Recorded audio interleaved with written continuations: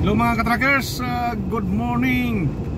Andito tayo sa Road E65 S3 dito sa Pulan mga katrackers. Katatapos natin nag-unload ng isa pang D20 na container. Mayroon pang isang D20. Kaya pakita natin ng view dito sa tanawin dito sa Pulan, dito sa Siluna Gura. Ito mga katrackers ay medyo malayo na to sa sentro ng Pulan. Yan, mga trackers,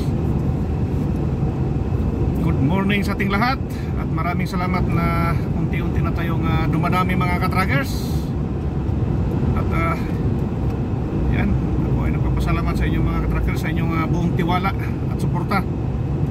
Dahil alam niyo naman na mga katrackers na ginagawa natin ito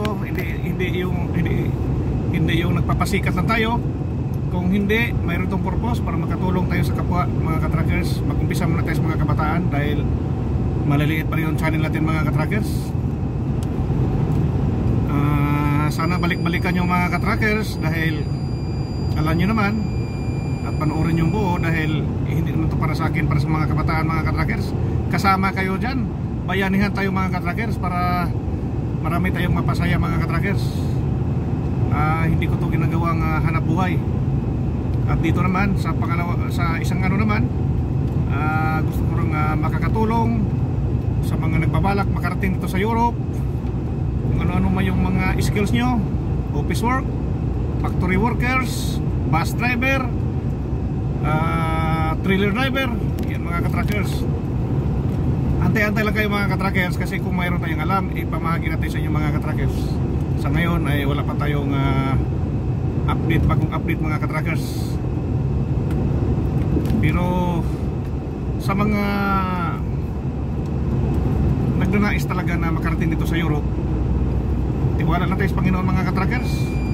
Yun ulit-ulitin ko, ito yung pinakasandata ko mga katrackers, yung pangako sa Matthew 6:33, seek ye first the kingdom of God and His righteousness, and all these things shall be added unto you. Dahil ang Panginoon ang bahala mga katrackers, mag-prepare ng tao na magpapahiram ng pira kasi hindi naman basta-basta yung pagpunta dito sa Europe mga katrackers. Ito ay hindi biro, gagastos ka talaga ng pira dito mga katrackers. Yan mga katrackers, dandahan natin mga katrackers kaya alas 12 pa yung ano natin, appointment. Ito, napakahigpit nila mga katrackers.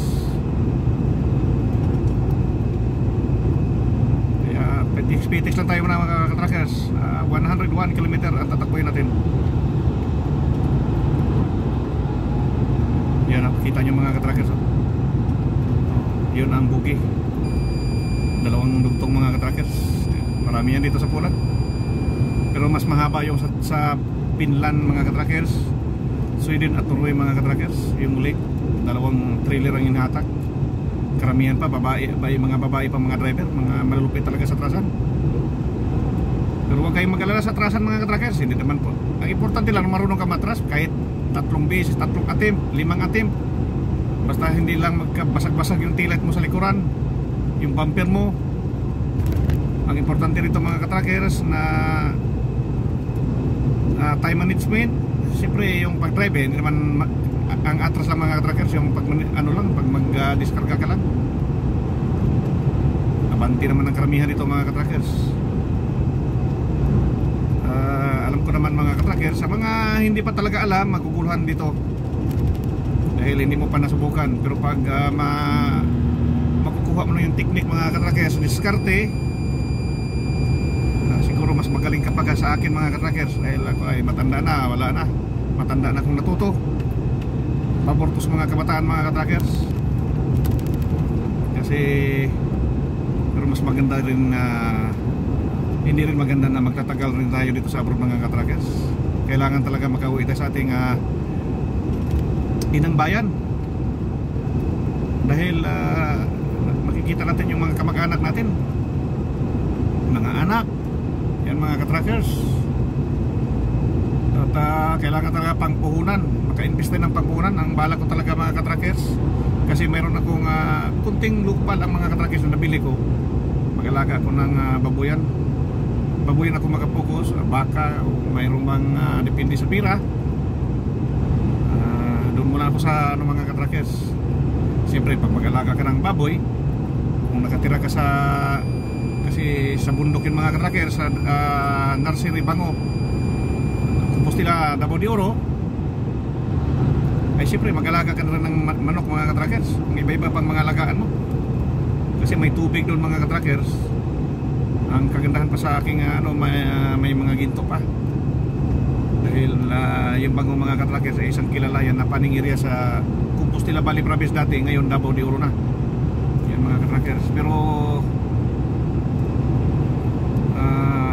sabi nila baka bata pa yung mga katrackers. Mayroon namang nag-high grade sa katabi kong lupa mga katrackers. Pero pinagbawal ko muna magbungkal-bungkal doon sa paligid ng sa aking area mga katrackers dahil masisira yung area ko. Dahil hindi ko pa naman yung dyan lang yung mga katrackers, mineral natural resources. Dyan lang yan muna mga katrackers. Baka hilaw pa, pahinugin muna natin. Mag-umpisa muna tayo sa mag-alaga ng mga hayop at magtanim ng mga prutas mga katrackers, kagaya ng durian, mangga at lansones at mangustin. Yun ang mga gusto kong prutas mga katrackers. Maraming salamat mga katrackers. Kaya kung nabanggit ko dati mga katrackers kung magkano yung sahod ng factory workers, sabi nila, kasi nung nag-part-time ako 18 pa lang mga katrackers per hour. Ngayon 24 na raw.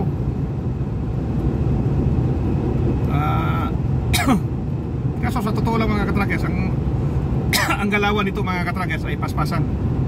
Hindi pwede yung papitik-pitik ito mga katrackers. Natambakan ka mga katrackers, kailangan energetic ka rito. Kasi yung mga matatanda nga dito mga katrackers, bibilis ng kilos. Kaya talagang mabliga kang kumilos din ng mabilis.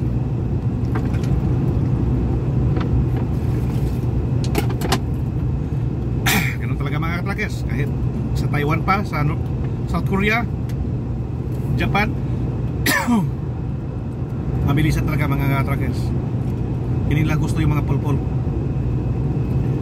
At believe lang ako dito mga katrackers sa Europe, sa tuwing from Monday to Friday, wala kang ganong tao mga katrackers na nagtambay-tambay sa mga village mga katrackers. Yung mga nagpatunga-tunga ng alak, lahat mga katrackers, wala kang makikita.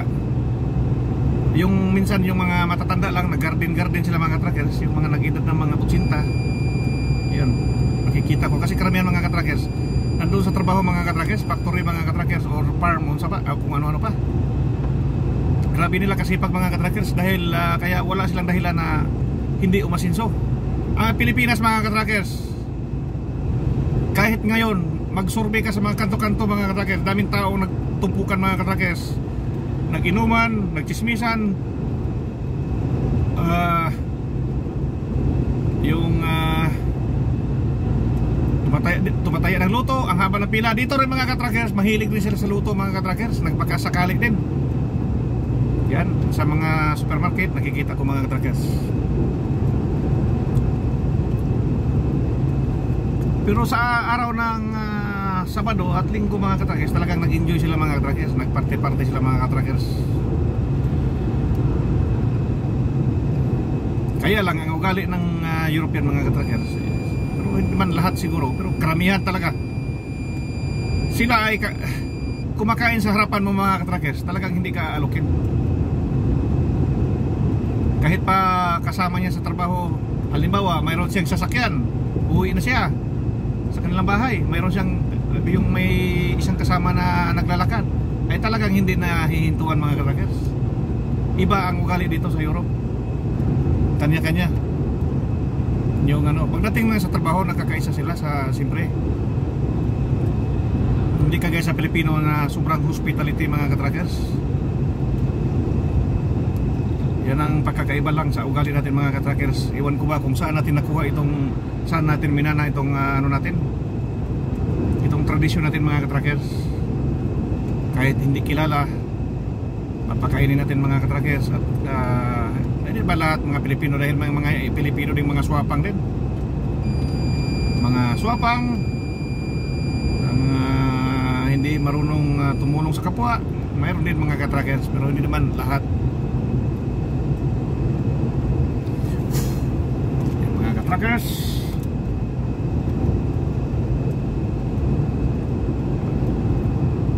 Yan, sundan natin mga katrackers. So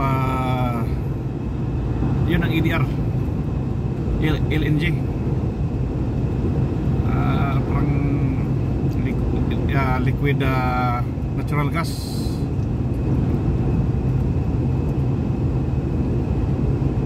High grade na EDR yan mga katrackers.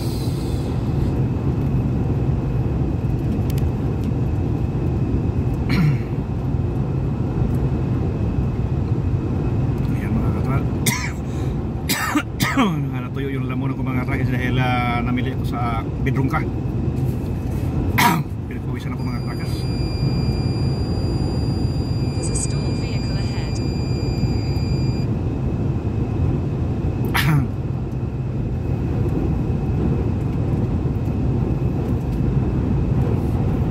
Sana mga katrackers ay marami tayong tao matutulungan. Mayroon na tayong 180.50 US dollar mga katrackers.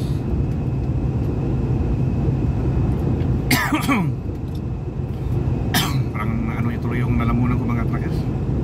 Grabe, sobrang init na dito mga katrackers.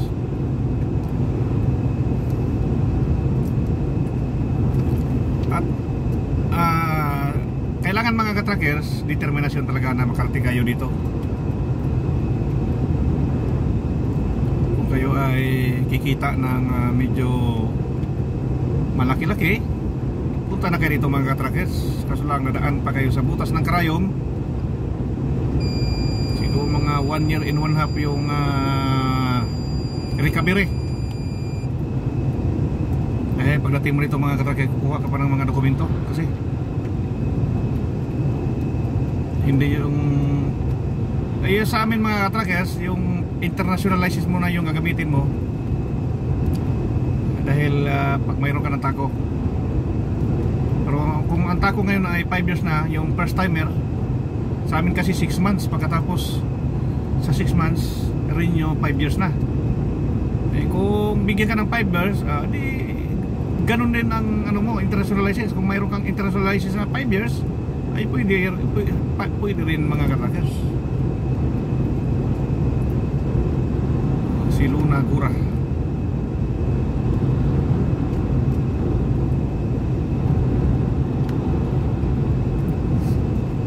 Ayan mga katrackers.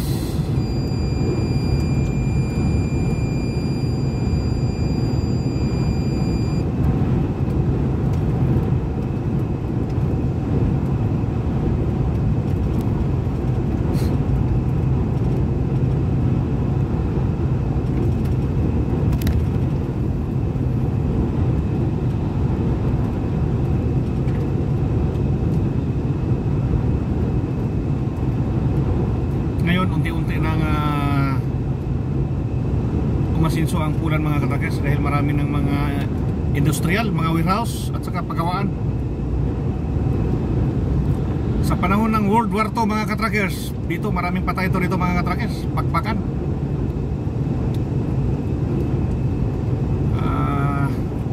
Talagang inaapi ito ng Germany at Russia dati. Buti nga ibinalik nila sa pulan. Yun ang may malaking syudad tayo na madadaanan mga katrackers. Iwan ko lang kung anong pangalan kasi dito man na mga katrackers, hindi ko pa ganun kabisado.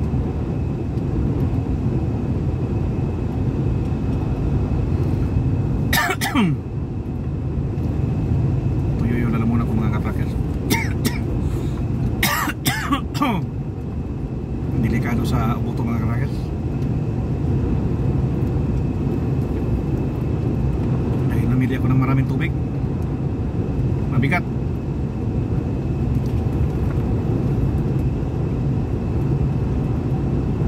Sige mga katrackers, nandito na tayo sa Silunagura mga katrackers, dito sa Pulan. God bless, maraming salamat. Sana tapusin nyo hanggang sa dulo mga katrackers. Maraming salamat.